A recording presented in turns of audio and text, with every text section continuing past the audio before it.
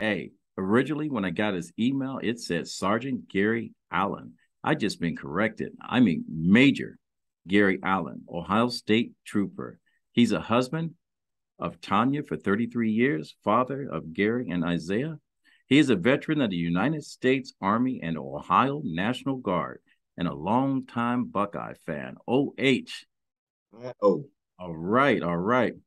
He has served as state trooper, sergeant, recruitment commander, post commander, assistant director commander, and Ohio investigative unit commander. Retired August 2021 after 32 years of service. Thank you, sir, for your service.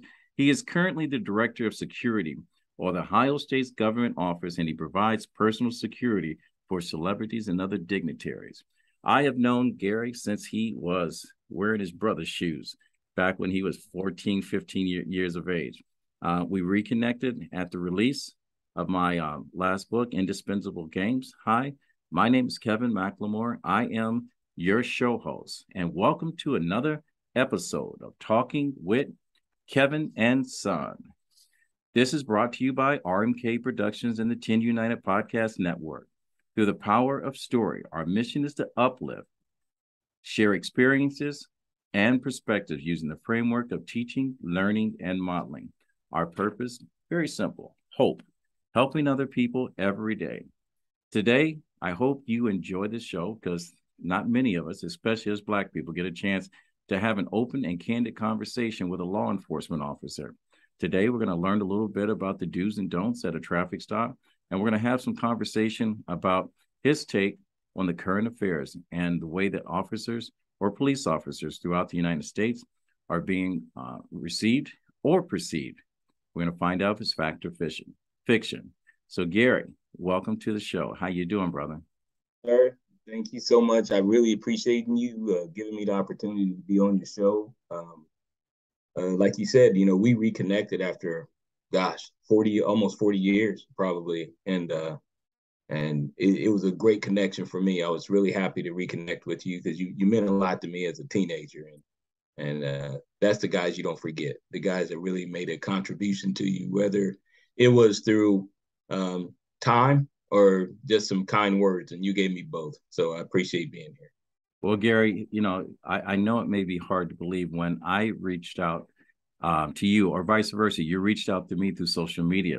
I was just recovering from a major concussion and my memory had been wiped clean. Lucky for me, I kept a journal from 73 to 2019, March 1st, and I was able to create from my journal the indispensable games of X's and O's, how I learned everything about life. I learned playing high school football. I believe it's your sister that reached out to you and said, "Do you know this guy?" And you contacted me, and you shared some stories with me that I couldn't even remember. So thank you for putting some of the pieces back together for me. Yeah, it was great because when it was actually my cousin, and she said, "Do you know him?" I said, "Well, yeah." I said, "Man," I said, "I haven't seen him in years." I said, "I think about him from time to time and kind of wondered where he was." And because when I met you, you were one of the guys that kind of inspired me to do a little bit more because I was always, growing up in a small town. You think, okay, well, I'll live in a small town, I'll get married, I have a couple kids, I'll work until I die, and then I'll just sit around or something. I was really an unmotivated kid when you met me, and you were really one of the guys that put a spark into me to do something, to chase your passion, if you want to do something, go ahead and do it. You would always remind me, you would say, "Hey, what are you gonna do? What are you doing?" And even though, like I said, I know your memory's kind of blurry about that, but it was tough because you were, like I said, you were a football player. So you were a machine, brother. I'm telling you, you were a machine. And I worked out too, but we would work out every once in a while and until the point where I hated that for you to ask me to work out because I knew you were just gonna wear me out. But it was a good experience. I mean, you kind of took me under your wing as a little brother, and I always appreciated that because I didn't have an older brother, but you were the one that I remembered that filled those shoes for me at that time. And like I said, I'll forever be grateful for that. Well, I appreciate that. And believe it or not, when I met you, I was a child myself. Um, Right. and when you share the stories of our experiences, encounters, it was hard to believe. I know the man that I am right now, but through people that are now coming back into my life, I'm starting to understand the man that I was when I was growing up, trying to find the man that I am. So I want to thank you for being that one piece of my life that is now back in place. So you are a staple. And I will say I'm proud of you. You know, from our conversation, you had told me that um, you had committed to a promise that you kept. And if you want to share that with us right now before we go on to talk about how that promise came to fruition, if you remember that. Well, you know, I made up my mind. You had told me that, and I didn't know exactly how I was going to go about doing that. Because, like I said, in a small town, you have kind of limited opportunities for employment. I wasn't going to school. I thought about going to Central State, and then during that time, everybody's like, "Oh man, I didn't have the best grades, so I didn't know I could get in college." But I went into the Army, and once I went into the Army, then I gained a certain level of confidence um, that I always had it in me, but I just never used it. And I did. I told you that I'm gonna do something. I don't know what it is, but I'm gonna do something, and I'm not gonna stay here. Because I can't remember where you went. You had left because at the time you were a manager at McDonald's, and then you left, and then I thought, man, I kind of told a lot of people that I was going to do something with myself and not just sit here uh, and do nothing. And so that's really what made up my mind that I joined the Army. I joined the Army in 2 days. I went I went and took the test on a Friday, and I left on Monday. And I came back home and told everybody, I'm going in the Army. And they're like, well, when you leaving? They're thinking you're going to leave in 6 months or something. I said, no, I'm leaving Monday. And they're like, why are you leaving Monday? I said, because I said I was going to do something and I'm going to do it. I'm going to go and make myself better. I needed to get a better version of myself. And because I knew it was in me, I just didn't know how to get it out. And and like I said, part of that is why I never forgot your name, is because you I'm telling you, you were key. I mean, to a lot of that stuff, because I had friends there in town, and I think they're probably still there. And they're not really, and I'm not to talk down to anybody, but I know they're not doing a lot with themselves or try to push themselves as hard as I have to get the most out of themselves. But you were well, like an outside guy, and I tell my sons that all the time. Like, I can teach you a lot of stuff, but sometimes it's going to take somebody that you don't even know that'll come and show you something in yourself that'll make you a little bit better than you really thought you ever could be. And you were that guy for me. So I believe that we all, God puts us in a place for a reason, and then we have to capitalize on that. And like I said, I gave people my word that I would make the most out of myself, and that's what I chose to do. Well, Uh, that you did. You went on to get your college education as promised. You went on to represent the uniform. I think you had a quote is that when you retired, something about the circus, but you remember the clowns. How was that quote? yeah, yeah. People, when you retire, people said, you you'll you won't miss the circus. You'll just miss the clowns. Well, I missed it all. Every time there's some big event comes up or something happens, like yesterday was a year that I've been retired from the highway patrol. And every time something big happens, like the big attack on the FBI office down in Cincinnati, I was like, man, I wish I was there. I wish I was running that event, or you miss the people, because after 32 years, you make a lot of friends, and actually they become more than friends. They become part of your family. They watch your kids grow up. You watch their kids grow up. You're there when their spouses pass away, or when they remarry, or when they marry for the first time. So it really does become a really big family. So I missed the whole thing. I missed the whole circus, just not the clowns. It was the whole circus of it all that was really good for me. Well, I will tell you, I actually used your quote on my show, Motivational Sundays with Kevin and Friends. And if you get a chance to watch that on our YouTube page, feel free to do so. But, you know,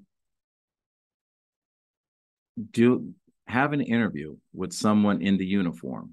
Many people would say, you know, you got to ask this question, you got to do this and whatever. And everyone thinks that everyone in a uniform across the country basically is bad against them. I will be the first to tell you that I have not gone a year that I have not randomly been pulled over in some part of Pennsylvania or throughout my life. And it could have been the car that I drive, could have been the neighborhood I was in, it could have been the time.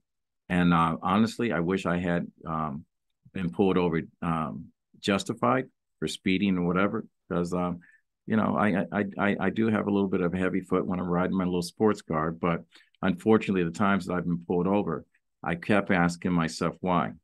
One of the questions I want to ask you, because you're a personal friend and you're someone I respect, and I know everyone that's wearing the uniform across the country is not bad. Do you believe, especially since the story of George Floyd, and I'm going to ask you what your take is on that, you think law enforcement officers have gotten a bad rap amongst our community?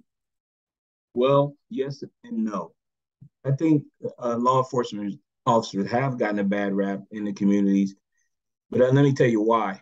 Because there are law enforcement officers that don't do a good job. There is no doubt about that. There are, you know, I know them. We've seen them. Now, I was fortunate to be on the Ohio State Highway Patrol, and I got to throw that plug out there. We are known nationally for being one of the most professional law enforcement agencies in the United States. And so those things, like you said, when law enforcement officers are unprofessional or they do something they're not supposed to be doing, they're really easy to identify for people like us, because we have a set of core values and we follow those core values. Those core values, you know, honesty, sense of urgency, self-discipline, all the, you know, these are some of our core values. And those core values mean so much to me. My kids could recite those core values to you, because that's what it was, just part of our life, because I raised them with those same values. But the problem is, you know, and kind of like what you mentioned with George Floyd, that he was a bad officer. He was a terrible officer. He's worse than bad. This is a guy that there is no doubt in my mind at some point he went unchecked. He went unchecked. And that's a problem in the law enforcement community, is you do have officers that go unchecked and they're not professional. For a guy to be on the neck of another human like that with such disregard, it just made me sick, because again, I have two sons and they have both been pulled over multiple times. My youngest son's probably been pulled over the most, because he's always driving a super sharp car, Mm. and he has been pulled over so many times. I mean, I couldn't tell you. It's probably been at least 50 times he's been pulled over, and I think he's got maybe one or two tickets out of all those times he ever got pulled over, because he can have a lead foot, but that's not why he's getting pulled over. He's just getting pulled over. And law enforcement officers, there are law enforcement officers out there that do things like that. And so, you know, what we're talking about is what do you do to those guys, or how do you handle that as a you know, member of the motoring public? How do you address these guys? I, for one, have been pulled over for things that I thought I didn't even do, and I've been pulled over for some of the simplest things. And at the time, I'm a law enforcement officer when I'm getting pulled over. And I don't necessarily identify myself every time, because sometimes I'm just watching. I want to know what they're saying, what they're doing. Um, for what reason would you pull me over? I want to hear this explanation when I know that I didn't do anything wrong. And a lot of times you can tell. I mean, and then when they find out who I am or who I was at the time, then you know you see that backtracking. But I know how to handle those things, and I have reported those things to their commanders, and I take that very seriously, because we're not going to have people out there that are doing things that they shouldn't be doing. It's because, like I said, there's a level of professionalism, and when you erode that level of professionalism, you ruin the trust that the public has in law enforcement officers. And the bad part is there's not that many. There really is not that many bad law enforcement officers. It takes those few, the bad apples spoiling the whole bunch. There are a few of them out there, and those are the ones that seem to get all the attention, unfortunately, like the George Floyds and the other guys that stood there and watched that, which is completely unacceptable. To sit there and watch somebody do something like that, and then take no action.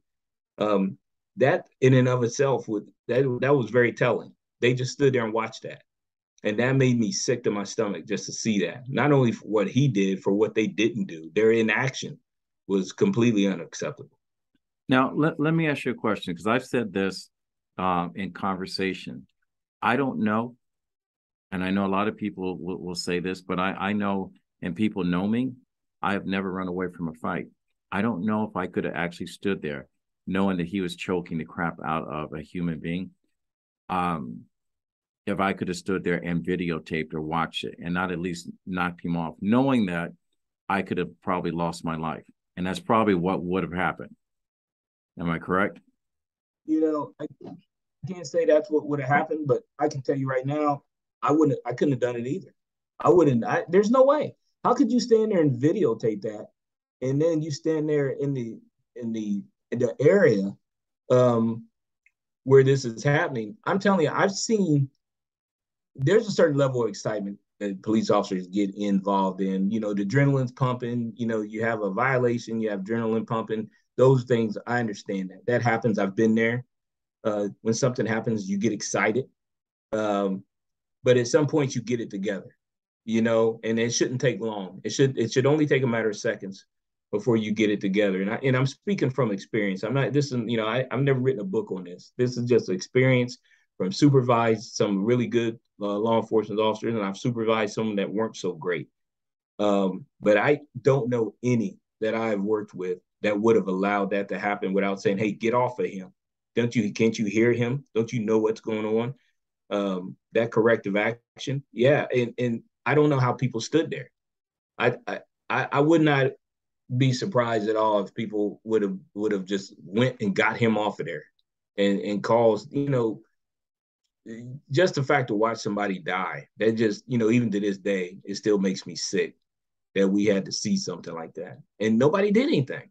I mean, not only the law enforcement officers didn't do anything, the people standing around didn't do anything.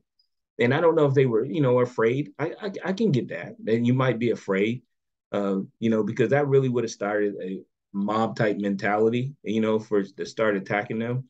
But at some point, you got to do something more, a little bit more than yelling if you know that this man is dying. So to answer that, I don't know. I don't know what the outcome would have been, but I think I would have had to do something. I know it's hard to say woulda, coulda, shoulda, and I know that one, I have to thank the young lady that did videotape the whole thing, Yeah. because I think the officers would have gotten off because just of the way the system is in that area of the country. I also want to thank you for being that stand-up officer. I've had young people that I've known in Pennsylvania that have gone through the academy, and I've watched some people going with good intentions that have come out totally different. You hear the conversation, we have to come home too. And I understand that you have families, but it still baffles me. And I know people across the country have asked this: how come we can have a white shooter gun down massive people, but we can't have a black person be stopped and ask why he's been stopped, or talk about his rights and have his life taken? Why is it that we shoot one? And I'm not saying you individually, but I struggle with the fact that, when I see the bomber from Boston, that there were 7 or 8 trained officers that had a bead on him and he was able to live. And there was a young man that was shot to death and had a knife in his hand in Philadelphia. I am totally confused on what's taught and what's caught in the law enforcement. Can you help me make sense of that? Yes.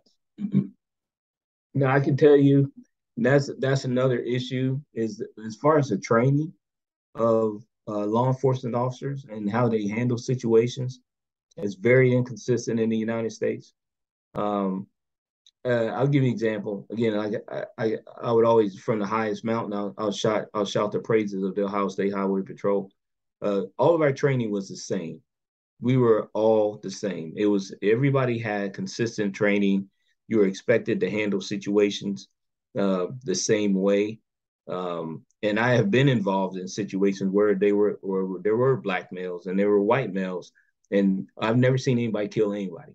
As a result of that, and I think a lot of it has to do with your training, how you handle that situation. Because I've seen, I remember one night we were working and there was a guy, he was a black guy, he had a knife out, and there's probably 8 officers there, and my commander is there, and I was a young trooper at the time, and he just happened to be working at night that night, and this guy's there, and everybody has their guns out, and this guy has his knife, and he talks to this guy, and he says, "Hey man, you got to put that down." He said, "There's no good answer to this. You got to put that down. You got to handle that differently." He said, "Put the knife down, and we'll work this out. But you got to do it."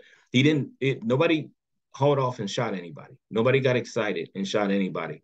And I'm telling you, it has a lot to do with training and their ability to handle how things are, their reactions. And and people don't understand that's not a one-time deal. You got to think about this stuff all the time. You got to, every day I thought is the day, for 32 years, I thought is the day I might have to make the decision to take somebody's life. The goal was to always figure out how I didn't have to take somebody's life. And I've never killed anybody. I never had to. I got in some fights, but I never had to kill anybody or even come close to killing anybody. And I arrested a lot of people, and there was always a way to talk your way through it. It was the de-escalation, and I remember us taking a class on de-escalation techniques, but not all law enforcement officers do that. They don't all have the opportunity to get that training, but all of them should be familiar with de-escalation techniques, because the training is so scattered. I can't remember how many, but there's a lot of different training academies just in Ohio alone, and they all train something a little bit differently. And I think in law enforcement, you need to have far more consistent training. And if you did, you would have far more consistent results, not only in Ohio, but I'm talking about across the United States. There needs to be some consistency in the training and the expectations of every law enforcement officer. Do you also, do you also believe that there needs to be some consistency in not only the training with law enforcement officers, but the law itself? I just did an interview with Jeffrey Robinson, that the documentary "Who Are We?" and I think you've watched the movie "The Chronicles of Racism." And I've learned through watching that documentary that a black man killing a white person is a felony, but a white person killing a black person is just a crime. And there's a difference in the amount of time that's served. But the question and leading into this is that this is what concerns me. And because I know every single time that there's been a uproar or police shooting, I've called you to make sure you're okay, because I care.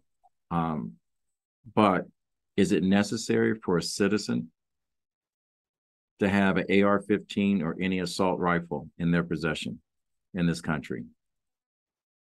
First, now, my personal belief is no. Because I don't have one, and I've never wanted one. I don't know why you would need that unless, but some people collect guns. I've had people say, why do you have 5 cars? And I'm like, well, I like cars. So I think that it's kind of like that. Some people find these different things that they collect. However, I do believe that there needs to be some accountability as to who can obtain these weapons. I think that's really important. Kind of going back to what we talked about earlier, The way police handle things, and I know last year that came out quite a bit. Now, during the time of all the uprisings and during COVID, when you had all this going on, I was actually in charge of the state house here in Ohio that fell under my command. So I was at nearly all I would have to say 90% of the protests. I was there. And I listened to what these young people had to say, and I heard them, and I understood exactly what they were saying about all the things that were going on, and in the world, because I saw it, because like I said, I have sons too, and I know that the danger involved in that. So I had just as much concern, and that's what people don't think, that we see that from the other side, because being a black law enforcement officer, you kind of in the middle. You kind of see both sides. You see both sides of it, where everybody doesn't see both sides of it. But the odd part about that is not everybody can relate those feelings. Now, when I saw what you were talking about, the differences in the penalties, the difference in the penalties. I don't know that I've never seen that in all my years, that there was a difference in the penalties. But I think there's other things involved in that. It depends on your socioeconomic status. Who can get the attorney to get them the lightest sentence? A lot of times that has a lot to do with it. And we know that sometimes when African Americans do commit crimes, they may not have the ability or the means to afford these attorneys that'll get them to work out a deal. And nobody's really offering deals. I've never seen anybody just give up deals like, oh, well, let me give you a deal. Nobody's going to do that. All those things come at a price. And a lot of times, many times, someone other than someone from the African American community may have the means in order to get those deals worked out for them. But is the gun thing? I know I'm kind of bouncing around here, but the gun thing, with the AR-15s, like I said, I use those in the Army. If I wasn't in Vietnam, I don't know any reason that I would ever need one of those type things, or I wasn't in a war environment. I just think people collect them, but I think they get in the wrong hands a lot of times. I've been working on active aggressor programs here a lot this year. And I don't know if everyone realizes this, but we have had an active aggressor event every week in 2022. There has not been 1 week where there weren't mass, either a shooting or someone taking a car, killing people. There's just been these acts of violence, these acts of rage, and it's been consistent. And actually, the numbers right now, we've already had more in 2022 than we had all of 2021. There's already been that many more acts of violence in the United States. So there's a lot of issues involved with this. I think that mental health is an issue. There's been people that I consider very strong people, and I've seen them struggling here. And their outlet is probably not the best outlet. And then, we have everybody now you can carry a gun, and, everybody can carry a gun. And I know they say, well, if you don't have the ability to carry a gun, then that's okay. Because those are the conversations I have with my dad in the morning, on Sunday morning. We solve all the world's problems every Sunday morning. And we talk about those things. Anybody can get their hands on a gun now. There's more guns being seized right now on the streets across the United States than it ever has been. There's more gun thefts in the United States than it ever has been. So I think all of these things are tied into each other with the heightened awareness and the heightened sense of everybody being concerned, all the things that are going on, and of course it bleeds over into law enforcement, because they think, okay, there's all these shootings going on every weekend, every week, and in the city of Columbus it's every day, and I think all of that is kind of tied in with each other. Who has the guns? Who can get out of trouble? Who can get in trouble? How many guns there are on the street? It's all tied in together, and I don't really know the answer for that. I just think they need to do this. Something needs to be done. I would like to say that I have an idea in the direction of the answer, but I don't know for sure if this is the answer. But I do know that our penal system, the numbers are down. And I do know when we were looking at the penal system and the way it was originally created was to, when slavery had ended, they had to figure out a way to get free labor. And it was easier to criminalize a plant and incarcerate people that had small amounts of the substance, marijuana, and give them longer prison terms in order to have free labor. I mean, we look at it from the NBA player in Russia, whereas that she had a gram of a liquid CBD, which is legal in this country, where 2 months prior, there was a white lady with 6 grams, and she paid a fine of $375 and was able to continue her vacation, where this NBA player has got 9.5 years of her life taken away in prison.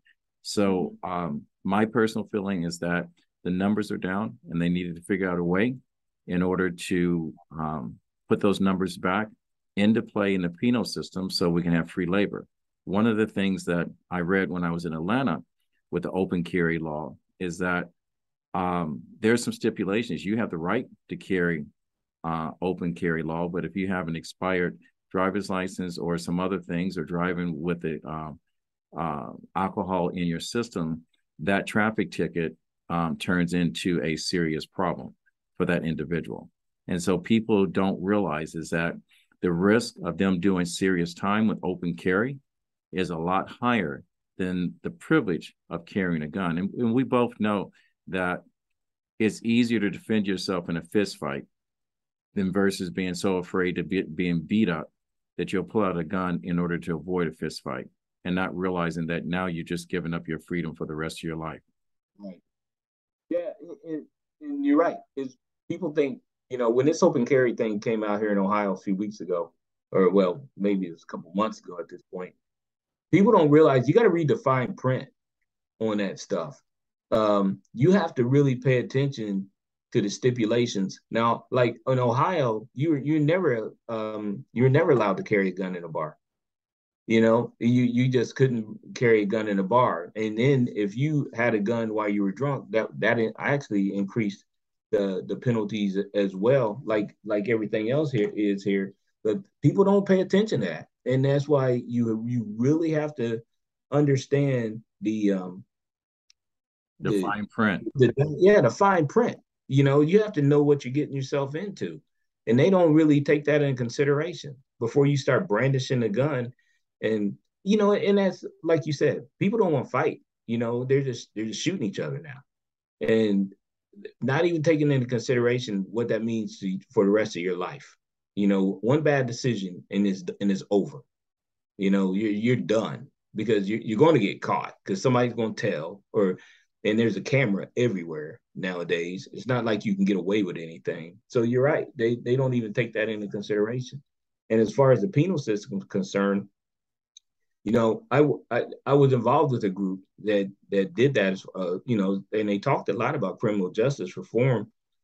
And criminal justice reform, that needs to be looked at, because you do have a lot of people that did a lot of time and are doing a lot of time. And I have family members included, for the most minor of nonviolent crimes. And like you said, they can't get out, and they're in there for nonviolent crimes. And I think that the longer you stay in there, the worse it's going to be. So, when these people get out, what do they get then? And that's a concern as well. These programs, you got to help people when they, so if I did something when I'm 18 and I don't get out until I'm 40, man, I lost my productive years. Right. I lost those years. I didn't go to college. I didn't learn a trade. I didn't do anything. So I'm going to go and I'm going to live with a relative, and then they're going to get sick of me because I don't have a job. Right. Nobody wants to take care of grown people. True that. Well, fortunately, for us, that I have a platform. I have a couple shows on the docket of companies that are only employing people that have been incarcerated. I'm calling this whole thing the second chance game. And right. the reason why there are a lot of good people that were in prison for things, for petty crimes, and that have did hard time, have coming out in the street and have paid their price back to society, but society has still incarcerated them for the simple fact they've been criminalized. I mean, there's an election going on in Philadelphia right now that one of our governors are talking about, the scare tactics about keeping people in jail longer and not putting them back on the street. We have to remember that we're human beings. We've all made some type of mistake. And if there's anyone listening that hasn't figured out a way to cheat on their tax, which that's a crime itself, you're not held to a higher standard than the same person that has a 5-ounce bag of marijuana that's doing 12 to 15 years for a crime that he should basically been taught, another grade or whatever. My oldest brother, and thank God to Judge Fisher, I don't know if he's still alive in Dayton, Ohio. When he stood in front of Judge Fisher, he gave my oldest brother a choice, either go into the military or do time. My brother ultimately ended up becoming a drill instructor in the United States Marine Corps. And since then, I've had this thought in my mind. I said, every high school student that is not in college or working a full-time position in a trade should at least do 2 years of service in the armed forces just to learn discipline and control. I think even if it's the Coast Guard, that's just my personal belief. So if anyone wants to condemn me for that and whatever, but I think being left to your own demise in the streets only leads to trouble. So I'm with you 100%. I've always thought that. I always thought everybody should do. If you don't have a plan, you need to do 2 years, and that'll help you get a plan. Even I talked to the military about, I was doing a paper at one time about the transitioning, because I remember when I got out of the Army, I didn't really have a plan. I had like $3,000 and I had to get a job. But then there's no transition. We talk about people that laid their lives on the line for our country. There needs to be a better process of transitioning these people back into the normal world, because it's hard to go from knowing when to get up, knowing the chow hall's open from 7 a.m. to 8:30. You got to eat breakfast, and then lunch is from 12 to 1. It's kind of hard to figure it out on your own after you've been accustomed to somebody telling you what to do since you were a teenager, and then you're 20 and you're out here on the street by yourself. Right. And you got other people trying to be your parents, telling you what's best for you, and they'll protect you. And you're in front of a judge. There's no protection. There's just you. Mm-hmm. So I need to ask this question, because we're going to go on and talk about why I brought you on this show. And this was a question that was asked to me about my sons. Knowing that I'm still living with a severe trauma of a concussion since 2019, I've been asked, would you allow your kids to play football? And my answer was, I would never stop my kids from pursuing something they were passionate about. I will tell my kids the risks. I've had several concussions from playing football, but to this very day, I still love the game. I still love every moment of it. You being a law enforcement agent, a pillar for the community, an example for young Black men and women to say this is an opportunity for a career. If your sons, Gary and Isaiah, wanted to be law enforcement officers, what would that conversation look like to you? We've had that conversation multiple times. Now, Gary followed me into the military. He went into the Air Force, and he's been in the Air Force for almost 14 years now. He was an active duty, and then he went into the reserves. And I would always ask him, I was like, you think you won't be a trooper one day? And his answer was always no. He was like, no, I don't want to do that. I don't want to get law enforcement. And the same thing with Isaiah. When he wanted to until he was about 10 years old. Then he was like, I don't think I want to do that job. And the funny thing about the only reason they both said no was they said, you work too hard.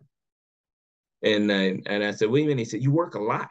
Well, they didn't realize I was working a lot because I was doing a lot of other things. That's how they had a closet full of shoes and always a couple bikes. But they didn't realize that, and braces and all the rest of that stuff. That's why Dad was working all the time to do that. But if they came to me today, because they still are of the age that they could do it, if they wanted to, I would just tell them um, you know, understand what you're getting into, because the public deserves, the communities deserve law enforcement officers that are wanting to help them. You know, we're not here to arrest people, and I've always said that about law enforcement officers. You're not here. That should not be your number one focus, is to arrest people. Your number one focus is, let's not forget that, as corny as it sounds, the number one focus is protect and serve, not to detain and arrest. That's not really what we're here for. We're here to help people. And, you know, I've always patterned my career after that.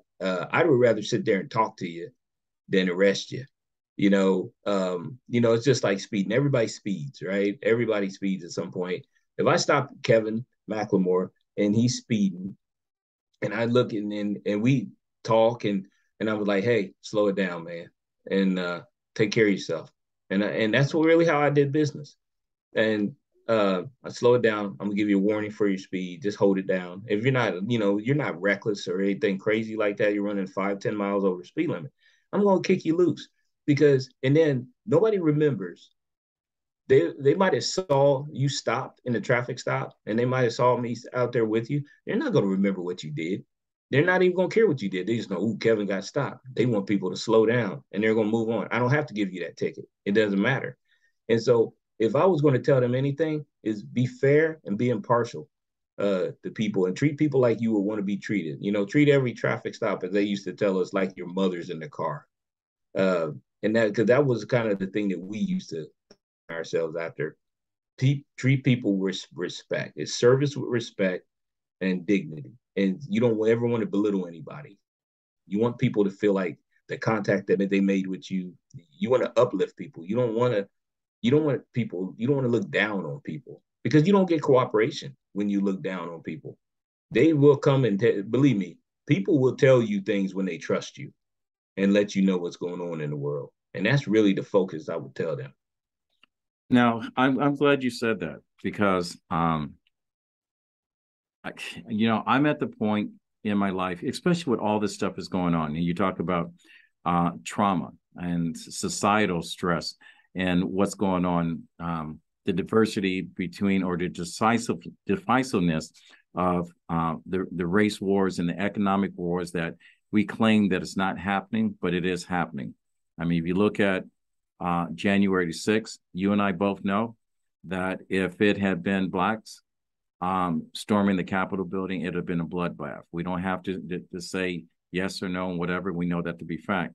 But I also know that even in my own household, when I was pulled over, and I've had this conversation multiple times, no one believed that I was not breaking the law until leaving church. I pulled up at a four-way stop, and I turned to my better half and I said, look, I can make this turn right now, and out of the sky will come a cop. And for no reason, I've done nothing wrong. I got 20 yards beyond the four-way stop, turning right on red, and I was pulled over.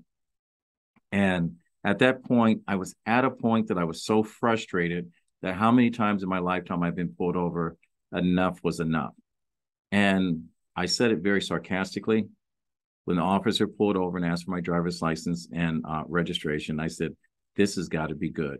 I said, because you have no reason to pull me over.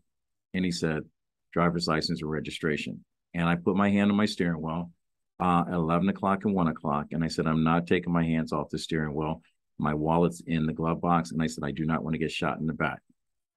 The conversation that I've had with each of my children when they turned 16, the conversation that my parents had with all their children when they turned legal age, was the conversation of our rights as and responsibilities at operating a motor vehicle and what to do when we get pulled over.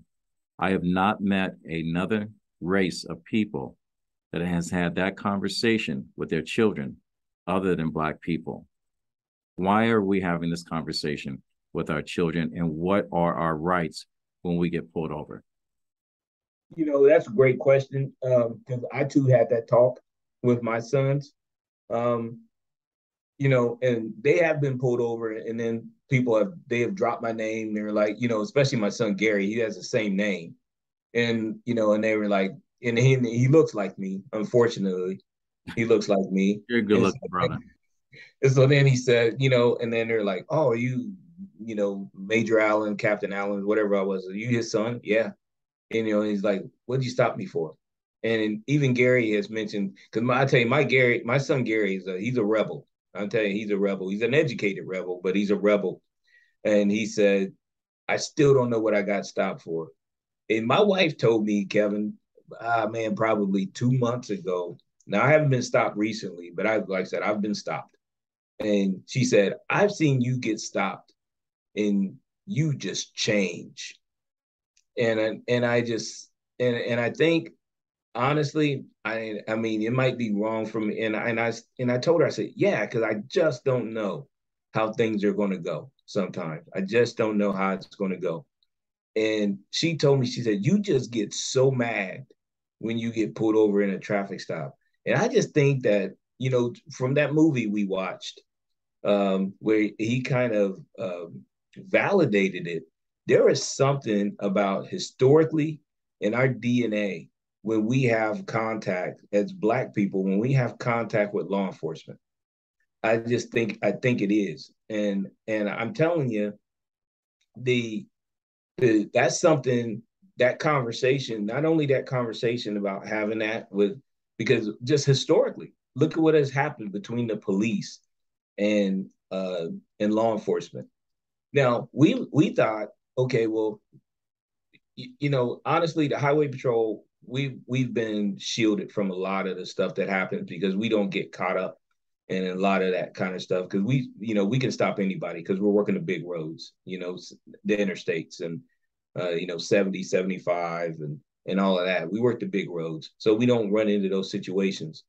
Uh, or we didn't, or I didn't run into those situations that much. So we didn't get caught up in it. But I'm telling you, there is something there that you have to have that conversation. But we needed to take that a step further. And so what I'm saying is, we with the with social media out there, they paint the picture a lot of times of what occurs during traffic stops. Now, I know that you'll see the worst traffic stops because they get the reaction. They'll get the reaction, but they're not all bad. A lot of times, I've had very few negative contacts on a traffic stop. If you looked at it percentage wise, and I've probably stopped hundreds of thousands of cars during my time, or at least thousands of cars during my time, and I've had very few negative contacts, and no one ever died, and I've arrested a lot of people, and nobody ever died. But one of the most common ways to get involved in that is a traffic stop, and we don't ever talk about that. We never tell the kids. We almost instill fear in our kids, like you got to be careful, don't do this, and don't do, that we tell them what not to do, but we don't tell them necessarily what to do, which is some of the things that that have come to pass for me. And my youngest son, when he actually gave a speech at my retirement, and he said, and he talked about being pulled over a lot. He said, I've been pulled over a lot. He said, but I can honestly say that me learning what to do during a traffic stop made things go better for me. Because honestly, something probably should have happened to me by now if the police were as bad as people say they are. He said, but I followed these set of guidelines. And he actually said that, which I never heard him say, because I followed these rules. And so some of those things that I would tell people is, first of all, you got to remember traffic stops are the most dangerous thing police officers do a lot of times, because you don't know what you're getting into. You don't know who you're walking up on. So these guys are hyped anyway. These guys and girls are hyped. As soon as you get in this traffic stop, they're nervous. And people could say, well, you knew what you're getting into, and you shouldn't be nervous because you do it every day. And that's the beauty of the job. No job is routine. Every traffic stop is with a different person, and a different person will give you different results and have different contacts with them. Some of my contacts have been hilarious. I've stopped people that have been on the way to work. They were late to work. You don't want to hold those people up long because they're already having a bad day. So, you say, okay, I need you to, or they might be sick, or they might, I've had where they had to use the bathroom really bad. And sometimes I believe that was the case. I've had people tell me that when it wasn't true. But I think the whole conversation is the thing that we kind of leave out sometime because we only talk about the bad parts, but we got to talk about the good parts too. Right. Yeah, I totally agree, and I hope people are listening. So if you were talking to my son and telling him the things, if he gets pulled over, what exactly from the time the cop pulls you over, understanding his rights, is he allowed to ask why he got pulled over, and is the cop responsible for telling him?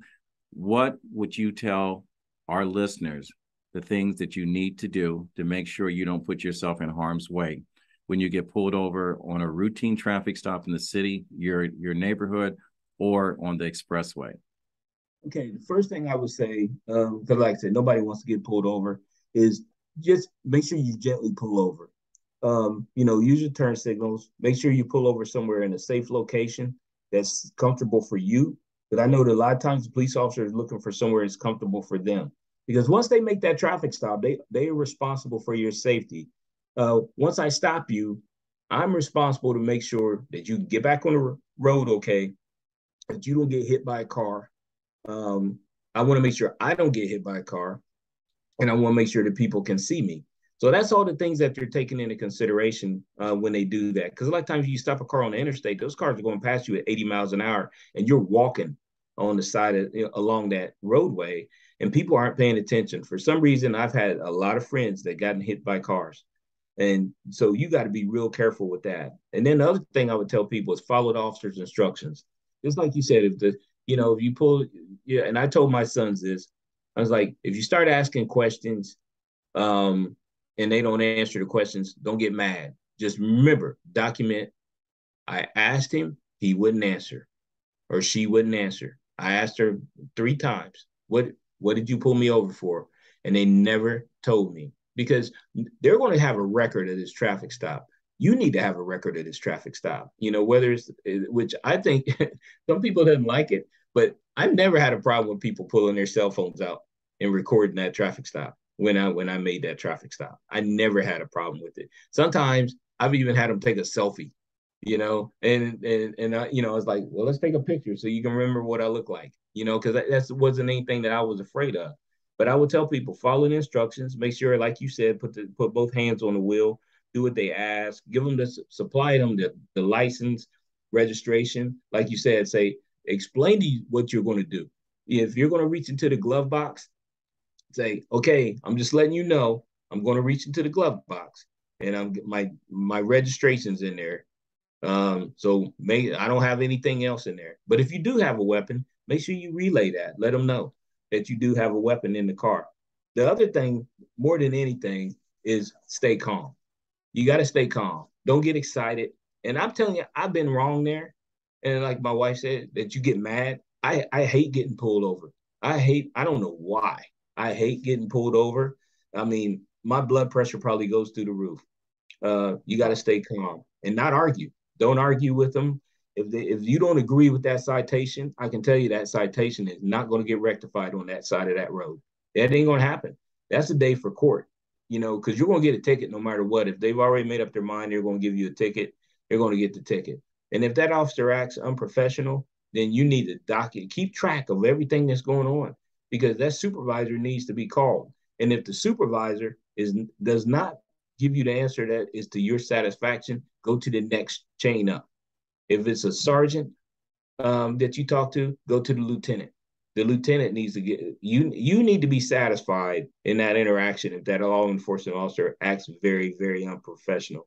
Because anything that escalates, somebody's not going to handle it well. They're just not. Somebody's not going to handle it well.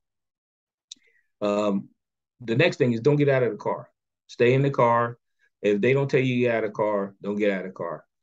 Nothing scares a police officer more than people getting out of the car coming at them. That scares them immediately. And I've had it happen to me so many times. I'm like, whoa, hold on. Get back in the car. Where are you going? Because they automatically assume you don't want to look in the car. And the police officer will assume you don't want them to look in the car. You don't want them to smell what's in the car. If somebody's been in there smoking weed or whatever it is, you don't want them to see what's in the car. There's somebody in the car you don't want them to see. They're just trained to expect the worst. Law enforcement officers are, because you see the worst. You see the worst in people. and you see it every day. So they assume that you're going to shoot them, or there's going to be some self-harm, or they're trying to hide something. Um, like I said, give them whatever they have. I would uh, prepare your stuff in your car. You know, have your insurance, have your driver's license, have it all in an envelope, so that in case you get pulled over, hand that to somebody. And then the next thing is just return to the road safe.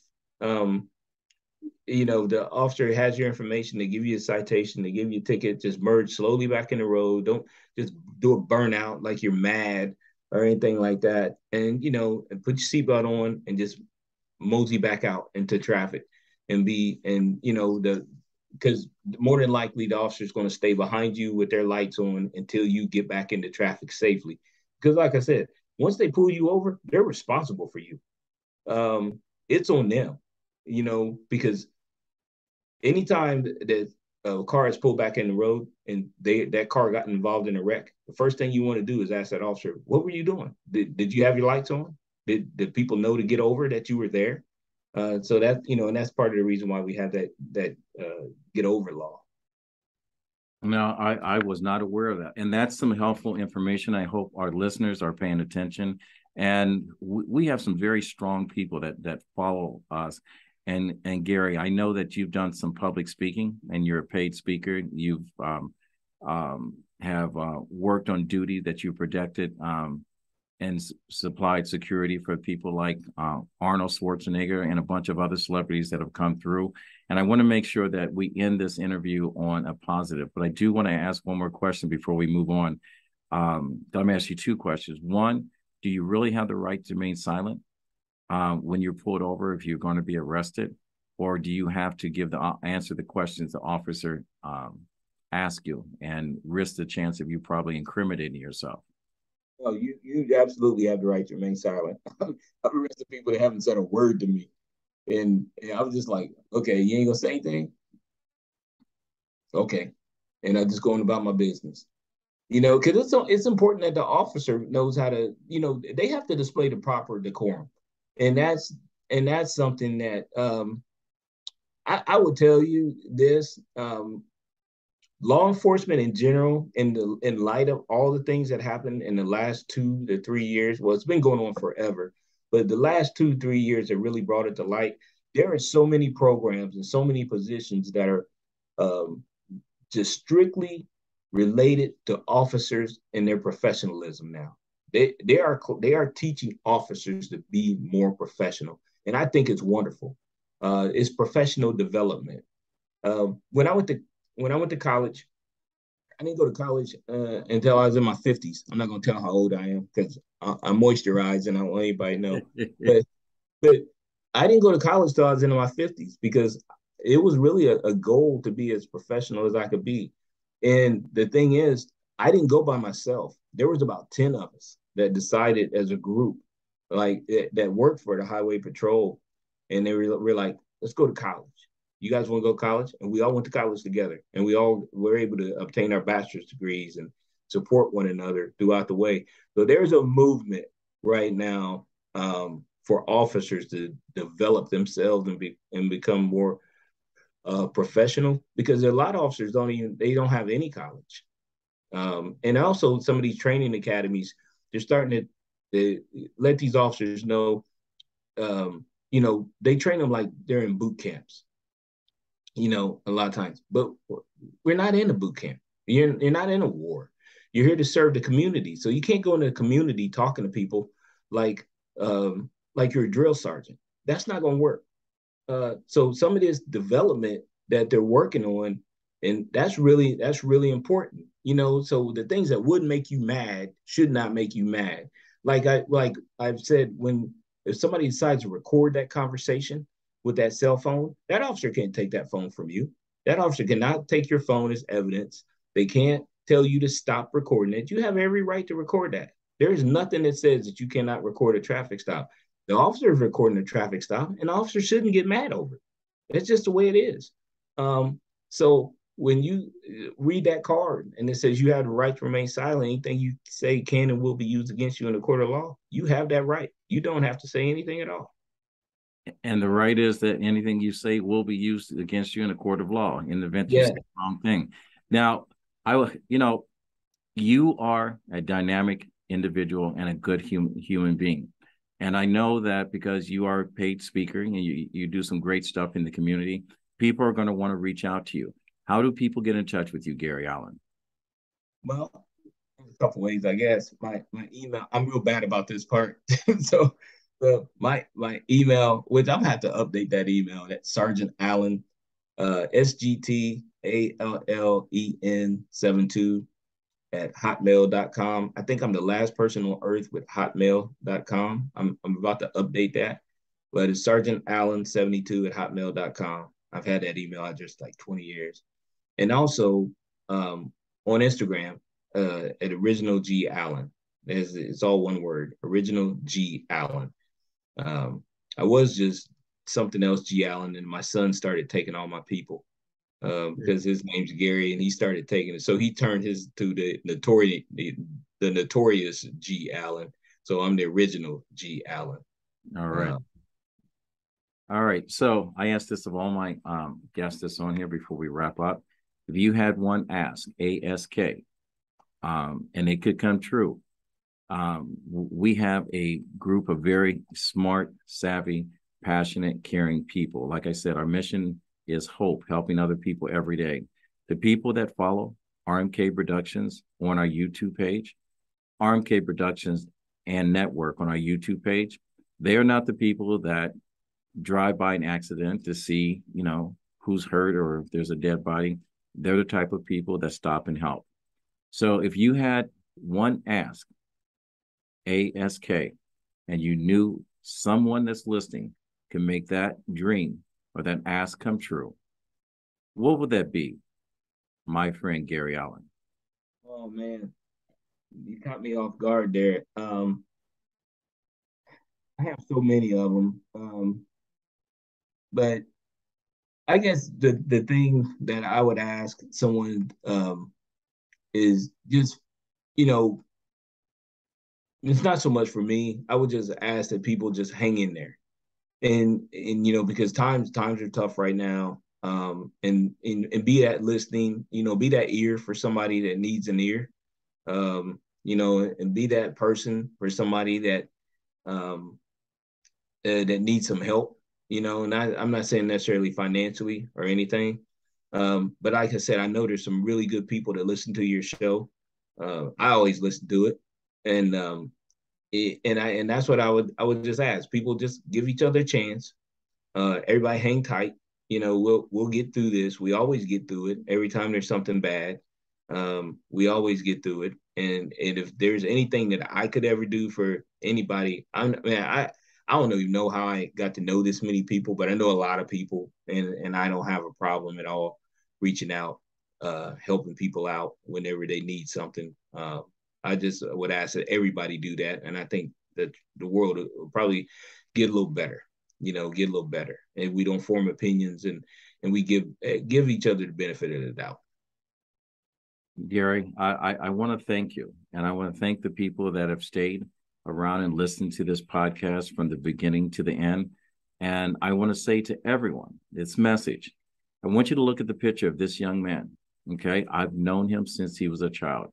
He kept his promise to get his education to me. And 2 days, I think 2 days before you were to graduate, I called you not knowing it, and you were about to graduate as an adult from college. He kept his word, and that was something that a lot of us need to be true to our word. So when you put on that uniform to protect and serve, that's exactly what you're doing. And just remember, when you look at this picture, Gary Allen is a friend of mine.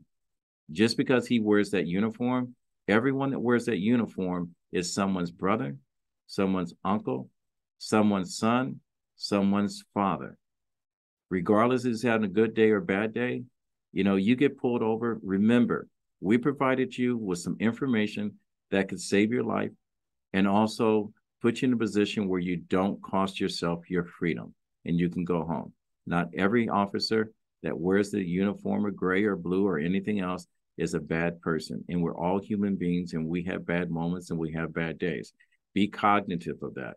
If you broke the law, understand there's the consequences of doing good. It's the same as the consequences of doing something bad.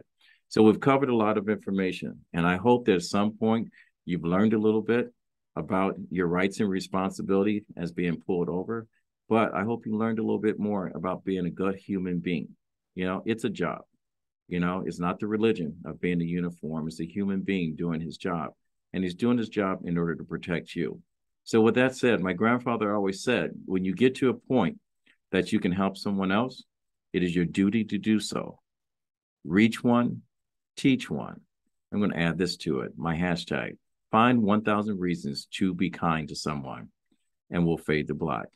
Thank you, Gary Allen, my friend, for just educating the living crap out of us. Thank you.